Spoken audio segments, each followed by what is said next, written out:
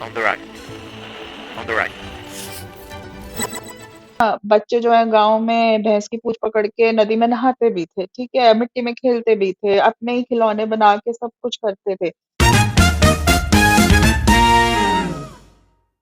तो अभी तक हमारी काफ़ी बात हुई पेरेंटिंग स्टाइल्स पे, उसके अराउंड रिसर्च पे, उनके ओरिजिन्स पे। बट मेरे दिमाग में मतलब एक सवाल है, हम ये कॉन्वर्सेशन कर ज़रूर रहे हैं, बट एक पेरेंट को अपना पेरेंटिंग स्टाइल जानना कितना इम्पोर्टेंट है? जानना ज़रूरी क्यों है इसका एक लाइन में आप नहीं भी जानेंगे, हमारे मम्मी-पापा, हमारे दादा-दादी को ये सब कुछ नहीं पता था। But our parents and us we turned out to be a good product I believe, है ना? हमारे मम्मी-पापा ने भी अपनी लाइफ की स्ट्रगल्स देखी, लाइफ स्किल्स उनमें भी थे। हम क्या चाहते हैं? हमारा एजेंडा क्या है आजकल चाइल्ड डेवलपमेंट का, ठीक है? हम क्यों बेस्ट पेरेंटिंग चाहते हैं? हमें लाइफ स्किल्स चाहिए अपने बच्चे में ताकि वो आगे जाके कुछ भी अचीव कर ले, ठीक है? That's why we are not focusing so much. Academics were always the focus and in the previous generation also. But हमें चाहिए कि अभी लाइफ स्किल्स भी होने चाहिए एंड रेजिलियंसी भी होनी चाहिए, ठीक है? These are the two terms which I personally also very attach to and I totally vouch for them as a human development person, right? तो इसीलिए हमारे दादा दादी मम्मी पापा इन्होंने भी अपब्रिंगिंग करी पेरेंटिंग स्टाइल्स को बिना जाने हुए। जानना जरूरी क्यों है इसका एक सिंपल सा उदाहरण मैं देती हूँ। मेंटल हेल्थ की अवेयरनेस नहीं थी पीयूष पहले, ठीक है? और तब भी चीजें होती थी, तब भी लोग सफर करते थे। लेकिन ऐसा नहीं था कि कोपिंग मैकेनिज्म नहीं थे, बहुत स्ट्रॉन्ग कोपिंग मैकेनिज्म थे। People used to deal with it, society अगर बॉन्ड्स फैमिली बॉन्ड्स इतने स्ट्रांग थे, सोसाइटी कम्युनिटी सपोर्ट इतना स्ट्रांग था, चौपाल थी, लोग पूजा करते थे, ध्यान करते थे, कृष्ण जी के भजन गाते थे एक साथ बैठ के। वो क्या था? Those were mental health support systems only, right? And joint family थी, अपब्रिंगिंग भी बच्चों की एक साथ हो जा रही थी, तो वहां पे लाइफ स्किल्स भी आ जा रहे थे, डिसीजन मेकिंग भी आ जा रही थी, है ना? बच्चे जो है गाँव में भैंस की पूंछ पकड़ के नदी में नहाते भी थे, ठीक है? मिट्टी में खेलते भी थे, अपने ही खिलौने बना के सब कुछ करते थे। Which is which might be the case in गाँव अभी भी इन इंटीरियर्स, बट थोड़ा-सा अब वो हम नहीं देखते हैं in our modern context, in urban cities specially. So जैसे मेंटल हेल्थ नहीं था, फिर भी वो प्रॉब्लम सॉल्व होती थी, लेकिन अवेयरनेस आई, तो उसने हमें हेल्प ही किया ना। अब हम आइडेंटिफाई कर पाते हैं कि नहीं, शायद जो पहले किसी आंटी को बोलते थे कि अरे हवा लग के उनकी डेथ हो गई है हमारे इंडियन कॉन्टेक्स्ट में, या उनको पता नहीं क्या हो गया था, वो ऐसे ही बिहेव करती थी, या उनको दौरा ही पड़ता था। शायद उन्हें दौरा नहीं पड़ता था, उन्हें बस एक छोटी सी थेरेपी या काउंसलिंग की जरूरत थी, या उन्हें वो प्रॉपर मेडिकेशन या काउंसलिंग नहीं मिला, इसलिए उनकी चीजें एग्जॉगरेट हो गई। सिमिलरली, जैसे ही इट्स ओके कि it is all your judgment as a society and as a person कि आप मेंटल हेल्थ को बस बनाते हो या नहीं बनाते हो। लाइकवाइज पेरेंटिंग स्टाइल को भी बस मत बनाओ। I believe that do not just like get too much into it, क्योंकि तब भी हम सरवाइव करते थे, ठीक है? But to know and to practice it at what magnitude is a call जो एआई नहीं कर सकता, जो एज अ ह्यूमन हम कर सकते हैं ना, जैसे कि एआई हमारी सारी चीजें, बट जो जजमेंट है वो हमारे ही है, ठीक है? कई बार हम क्या करते हैं, मेंटल हेल्थ के नाम पे हम बहुत सारी चीजों को लेवरेज, वो एक्स्ट्रा बेनिफिट्स भी ले लेते हैं, it shouldn't be the case. Like life skills and resiliency हम बहुत सॉफ्ट भी हो जाते हैं कई बार। हम हमें लगता है कि हमें फाइट कर लेना चाहिए था, बट हमने नहीं किया। We are too much into कि oh this is such a stressor, but you maybe haven't tested the real failure yet, right? कि एक्चुअल में हार्डशिप होती क्या है। तो it's all personal judgement and all. उसी तरह पेरेंटिंग स्टाइल को जानना भी बहुत जरूरी है, बट इसका मतलब ये नहीं है कि जो अभी तक होता आ रहा था, उसको हम बिल्कुल डिस्कार्ड कर सकते हैं। इससे हमें हेल्प होगी, जैसे एक न्यूरोटिक पेशेंट या एक डिप्रेशन के पेशेंट के बारे में जानना हमारी जिम्मेदारी है, या अब हमारे को स्पेशल नीड चिल्ड्रन की इतनी नॉलेज है, ये हो सकता है। तारे ज़मीन पर आने से पहले हमें नहीं पता था ना, ये कितना फिर डिसलेक्सिया फेमस हो गया आपके लिए, है ना? उसी तरह पेरेंटिंग स्टाइल जानने से पहले हमें पता ही नहीं था कि हम गलत कर रहे हैं कि सही कर रहे हैं। हम इसमें कुछ इम्प्रूवमेंट कर सकते हैं या नहीं कर सकते हैं, ठीक है? हमें तो जो जनरेशनल बेनिफिट्स और ट्रॉमास मिले हमने वो पास ऑन कर दिए। अभी हम कॉन्शियस है कि हमें सारी गुड ब्रिक्स लानी है अपने घर में, ठीक है? या I just complete it with that कि जब भी एक कपल सोचता है पेरेंटिंग के बारे में या चाइल्ड में, आपका एजेंडा क्या होना चाहिए कि आपका घर था, उसमें बैड ब्रिक्स गुड ब्रिक्स सबके होती हैं। फादर के, मदर का घर था, उसमें गुड ब्रिक्स बैड ब्रिक्स सबके होंगी। रेशियो मैटर नहीं करता 10, 20, 40, 50। What should be the agenda of creating the new home when you are deciding upon parenting style?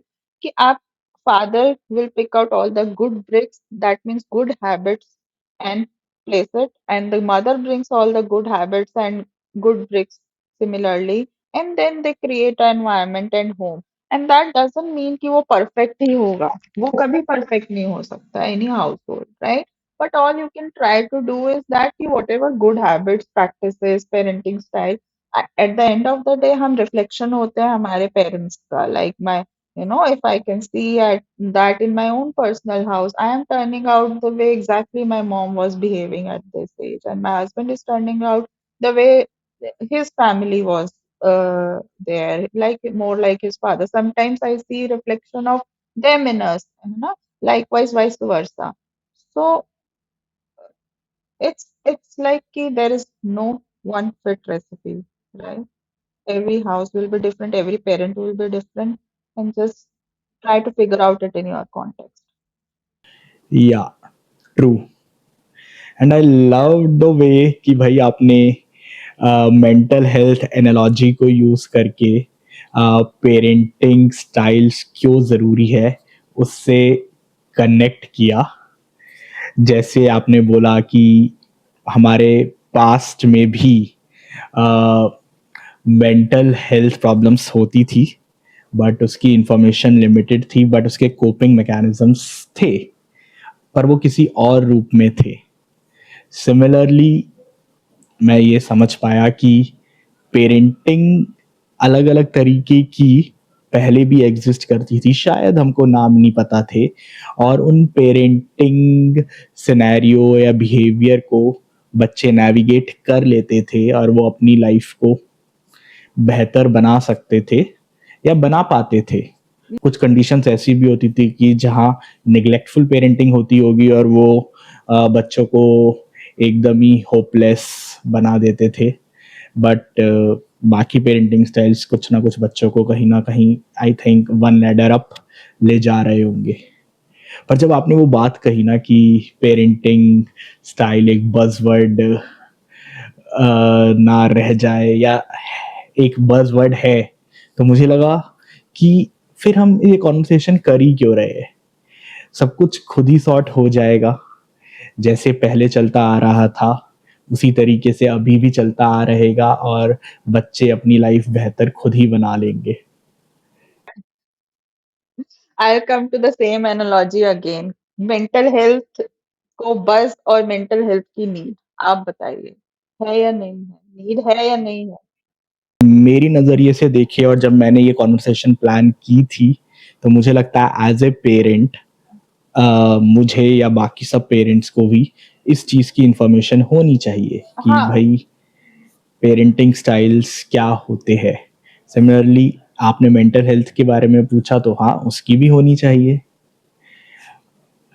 तो जैसे आपने एग्जाम्पल्स दिए कि पास्ट में चौपाल होते थे, बच्चे मिट्टी से खेलते थे, उसके खिलौने बनाते थे, तो मैंने ये सवाल पूछा आपसे। सिमिलरली मतलब ऐसा नहीं है कि पहले पेरेंट्स को अच्छा बहुत कुछ था डज़न्ट मीन कि पेरेंट्स को सब कुछ पता था, और इसीलिए तो हम इस बारे में बात कर रहे हैं ना, क्योंकि कुछ नीड फील हुई, ठीक है? क्यों हमारी क्यूरियोसिटी बनी इसको जानने के लिए, राइट? कुछ तो रहा होगा हमारे खुद के या हमारे पेरेंट्स के बचपन में, स्पेशली हमारे जो प्रीवियस जनरेशन थी, पेरेंट्स की जनरेशन थी, most of them were not so much educated. उस टाइम एजुकेशन जब इंडिपेंडेंस हुआ उसके पोस्ट इतना एजुकेशन वाइडली स्प्रेड नहीं था। only few people who were in metro cities and were privileged could only attain education. ठीक है? तो but our generation got the education and understood what went wrong also in the parenting, right? What they were lacking, what they feel they were not understood by their parents. That's why they are more conscious of their parenting style. That's why they want to learn it, they want to know it. And जब मैंने mental health का बज का around किया तो parenting style का बज का मैंने वर्ड यूज किया, वो इसलिए यूज किया क्योंकि मेंटल हेल्थ जैसे अब मैं कुछ एग्जांपल्स देखती हूँ कि कॉर्पोरेट में या वर्क लाइफ में ऑफिसेज में I'm hearing from a lot of people that the young generation know their rights, but they are not coming with up with their responsibilities. तो वो हमारी कहीं न कहीं शायद जेंटल पेरेंटिंग की कॉन्सिक्वेंस हो गई है, अथॉरिटेटिव पेरेंटिंग की कॉन्सिक्वेंस हो गई है। This is I am not स्टेटिंग any fact here, मैं कोई रिसर्च या मेरे पास कोई पॉइंटर्स नहीं है। This is just coming from life experiences which I am getting to hear from different professionals and personal persons. क्योंकि मैं ह्यूमन डेवलपमेंट की हूँ, तो I always see my own house, my own family, feedback from friends, क्योंकि मेरा human development वाला hat on रहता है। I keep on analysing, that comes very naturally to me. ठीक है? तो जब मैंने ये स्टेटमेंट सुना कि उन्हें राइट्स पता है, रिस्पॉन्सिबिलिटीज नहीं पता है, तो why as a society, as a person, it's our responsibility to think of ना कि क्यों ऐसा हो रहा है, हम कहाँ पे कुछ गड़बड़ कर रहे हैं, क्या हम अपने बच्चों को कुछ ज्यादा ही प्रिविलेजेस दे रहे हैं, शायद इसीलिए उनमें रेजिलियंस नहीं है, इसीलिए वो थोड़ा सा स्ट्रेस होता है तो उन्हें चाय ब्रेक चाहिए, ऑफिस में सुट्टा ब्रेक चाहिए, राइट? सुट्टा break is very common in corporate offices, right? So what are we exactly moving towards to? And another thing, we are giving now the children which are coming up. There is also a term called gold, coming up with golden spoon and silver spoon. They do not know sometimes the hardships. उन्हें कठिनाइयां पता ही नहीं है, तो शायद इसीलिए जब एक बार वो रियलिटी में या ग्राउंड हिट करता है उन्हें लाइफ में, तो they are not able to cope up. इसीलिए फिर मेंटल हेल्थ की नीड भी ज्यादा बढ़ गई है ना, पहले ये सब इतना हम सुनते ही नहीं थे। तो पेरेंटिंग स्टाइल तो मुझे लगता है कि एक्चुअली मेरे को अभी इस कन्वर्सेशन से लग रहा है कि समवेयर रिलेटेड एंड को रिलेटेड टू मेंटल हेल्थ। काफी रोल है पेरेंटिंग स्टाइल का हमारे को मेंटली सेन रखने तो thank you Aman for sharing that. मैं पेरेंट्स से भी यही कहना चाहूँगा कि आप हमें सुन रहे हैं, और इस कॉन्वर्सेशन में ये एक बात ये निकल के आई जो मुझे लगता है मेरा भी एक ओरिजिन है जहाँ से ये कॉन्वर्सेशन मैंने प्लान करी थी। अगर आप चाहते हैं कि जो आपने एज अ किड और अ चाइल्ड अपने पेरेंट्स के साथ अनुभव किया है, और ख़ासकर वो चीज़ें जो आपको हर्ट करती रही, या जो आप कभी अपने पेरेंट्स को बोल नहीं पाए कि उनके कुछ वर्ड्स, कुछ एक्शंस, कुछ बिहेवियर्स या कुछ बिलीव्स आपको इम्पैक्ट कर रही थी अंदर ही अंदर, और आपने शायद ऐसा सोचा हो कि ऐसी ये वो चीज़ें हैं जो मैं अपने बच्चों को शायद नहीं देना चाहूँगी या चाहूँगा, तो यहाँ पे ये कॉन्वर्सेशन इम्पॉर्टेंट हो जाती है, और यहाँ पे ही आपको पेरेंटिंग स्टाइल समझने की ज़रूरत है। Absolutely, absolutely correct I would say, but I will add on to this, मैं इसमें कुछ जोड़ूंगी आपके साथ कि एक आपने जैसे बोला कि हमें जो बच्चे कुछ चीजें ठीक नहीं हुई तो हम उन चीजों को बेटर देने के लिए, है ना, इसलिए हमें नीड फील हुई। यू कैन, यू नो, कुछ चीजें हमें पुरानी चीजों में गलत भी थी, सही भी थी, हमें क्या मैक्सिमाइज करना है? हमें मैक्सिमाइज करना है कि पुरानी चीजों में से हम सब कुछ अच्छा ले लें और कुछ नया। as a parent of this generation, my job is, or as a society, as a human being, our job is कि हम जाते, हर एक जनरेशन का एक एजेंडा है कि हम सोसाइटी होना चाहिए एक्चुअली कि अपनी सोसाइटी और अर्थ को बेटर ही आगे बना के जाएं, दे के जाएं, एडवांसमेंट्स ही करके जाएं। ठीक है? यही हमारे पेरेंट्स ने भी सोचा था, यही हम भी सोच रहे हैं। ठीक है? तो हमारा एजेंडा क्या होना चाहिए कि सिर्फ अच्छी चीजें, आप मतलब एनवायरनमेंट, आपने जो बोला कि हम बेटर कर रहे हैं, तो हमें पास से, हमारे अपने पेरेंट्स की अपब्रिंगिंग से, स्टाइल से, उनके भी स्टाइल तो रहा होगा ना, हमने आइडेंटिफाई नहीं किया वो अलग बात है। तो वहां से जो बेस्ट कंपोनेंट थे, प्लस जो आपके बेस्ट कंपोनेंट्स हैं, आपके अपने एज अ पर्सन भी कुछ कंपोनेंट्स रहे होंगे, और आपके भी कुछ तो बैड ट्रेट्स होंगे ही होंगे as a person, not all, no human being is perfect. तो आपको ट्राई करना है, ये पॉसिबल नहीं होगा कि आप दोनों का बेस्ट अमालगमेट करके और परफेक्ट सिचुएशन क्रिएट कर लें, इट्स इम्पॉसिबल। आपको बस ट्राई करना है कि 80% of best from there, maybe 60%, 50% at least good from here, not best I am saying, क्योंकि एज अ कपल आप परफेक्ट, आप अपने चैलेंजेस के जर्नी में हो, ठीक है, आप एक सोल हो, आप एक ह्यूमन बीइंग हो, आपका करियर है, आपके पेरेंट्स भी बूढ़े हो रहे हैं, आपकी जॉब भी डिमांडिंग है, आपका 100% फोकस तो आपका बच्चा नहीं है ना, क्योंकि you are yourself is also having a journey of your own. So I'm saying best practices from the parents and maybe 50% good practices from your own self you need to amalgamate, and then maybe create something which will, अगर आप add करो तो 80% from there and 50% it's anywhere above 100%। ठीक है, तो आपने तो anyway nail कर लिया, लेकिन ऐसा होगा नहीं, 20% में से शायद 5-10% कुछ बैड चीजें भी आपके हिस्ट्री से, आपकी प्रैक्टिसेस से आएंगी ही, जैसे है ना, और अभी के करंट उसमें से भी आपके कुछ ट्रेड्स आएंगे ही नेगेटिव। तो उनको बस मिनिमाइज करना है और बेस्ट को मैक्सिमाइज करना है, I think the output will be amazing. And also Piyush, another one great thing which I missed to say, that parenting style is not always about parents. Parenting style is also determined by the child. अ, इस सवाल पे अभी वापस आएँगे कि how child also determine the parenting style. पर उससे पहले मैं कहना चाहूँगा कि आपने एक बहुत ही स्ट्रॉन्ग रीज़न दे दिया है कि पेरेंटिंग स्टाइल्स के बारे में जानना एक पेरेंट के लिए क्यों इम्पोर्टेंट है। तो मैं पेरेंट्स से भी कहना चाहूँगा कि आप भी पेरेंटिंग स्टाइल्स के बारे में जानिए, उसको सुनिए और अपना जो बेस्ट है और जो आपके एंसेस्टर्स का बेस्ट था, यानी कि जो आपके माता-पिता का बेस्ट था या उनसे पहले जो आपको चीज़ें पता है, आपके जो ग्रैंड-पेरेंट्स का बेस्ट था, उनको भी आप ला पाओ अपने पेरेंटिंग एक्शंस में और उसी चीज़ को आप ट्रांसफ़र कर पाएँ अपने बच्चों के साथ जब आप उनको रेज़ कर रहे हैं, चाहे उनकी लर्निंग के लिए है, उनके डेवलपमेंट के लिए है, ग्रोथ के लिए है या किसी और चीज़ के लिए है। क्योंकि कहीं न कहीं हमें लगता है कि कुछ चीज़ें शायद हमारे पेरेंट्स ने हमारे साथ कुछ एक्स तरीके से करी होती, तो मैं आज कहीं और होता और मे बी बेहतर इंसान और भी ज़्यादा हो सकता था। और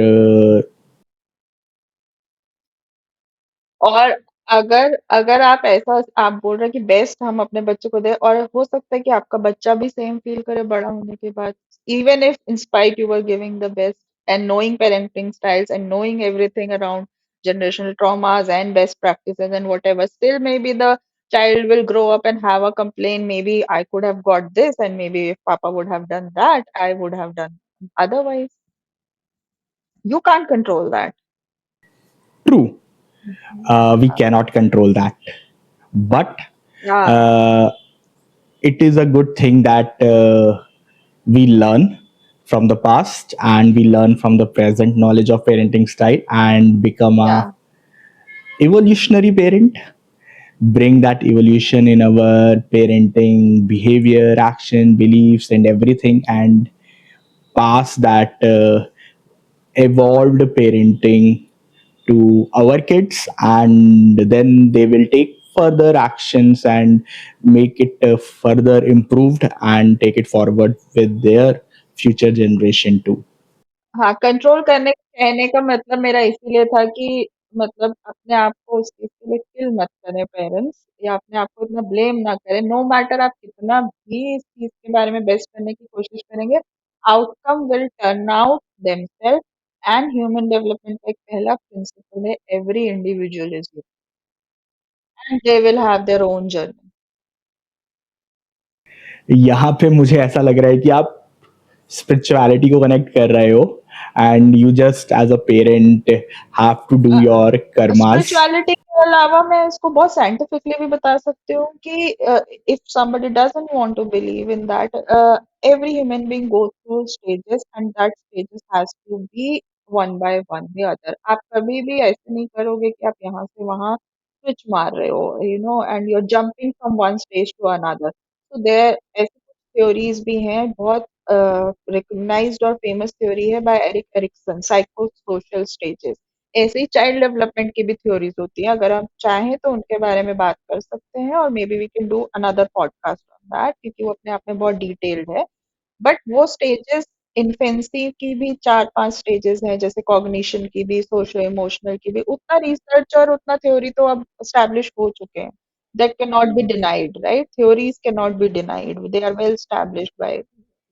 तो वो जो एरिक एरिक्सन की सोशियो साइकोलॉजिकल थ्योरी है, दैट इज लाइक कि आपकी इन्फेंसी से लेके ओल्ड एज मरने तक आपकी क्या क्या स्टेजेस होनी चाहिए और उसमें क्या होना चाहिए आपको। अगर ये ऑटोनॉमी वर्सेस आइसोलेशन और may be you know like that, अगर आपने एडोलसेंस में वो फील किया है तो आप नेक्स्ट स्टेज पे जाएंगे, अदरवाइज नहीं फील किया है तो आप आपका ग्रेटिफिकेशन नहीं होगा, and then your stages will be disturbed a little bit. So autonomy versus isolation, or there are different comparisons to that कि हर एक स्टेज में क्या होना चाहिए। या या यस, आई अग्री कि वो एक बहुत ही डिफरेंट टॉपिक है और इस पे बहुत बड़ी डिस्कशन यस इंडिविजुअली हो सकती है, और हम लाते हैं इसको एक नए पॉडकास्ट में इस डिस्कशन को